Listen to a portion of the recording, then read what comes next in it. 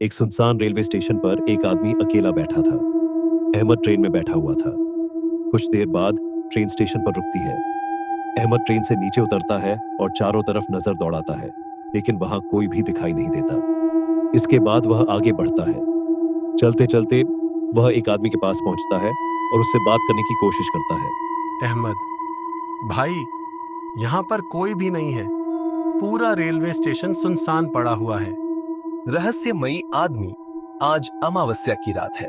इस रात यहाँ कोई भी बाहर नहीं निकलता।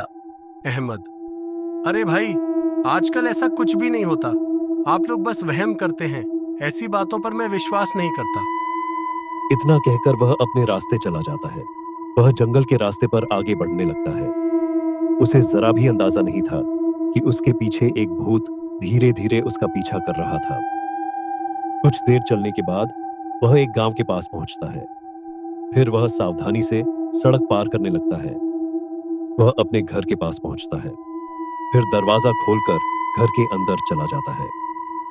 वह घर के अंदर जाता है और चारों तरफ देखता है, लेकिन वहां कोई भी नहीं होता। फिर वह जोर से आवाज लगाता है। अरे बेटा, तुम आ गए। आओ आओ बेटा, सफर कैसा रहा? देखो मामा, मुझे कल फिर से जाना पड़ेगा। मुझे एक जरूरी काम है। फिर अहमद इतना कहकर सो जाता है। अहमद भूत वाली घटना के बारे में सोचने लगता है। तभी उसकी मम्मी वहां से चली जाती है। फिर अहमद अपने काम पर चला जाता है। एमल सुनसान गलियों में धीरे धीरे आगे बढ़ रहा था।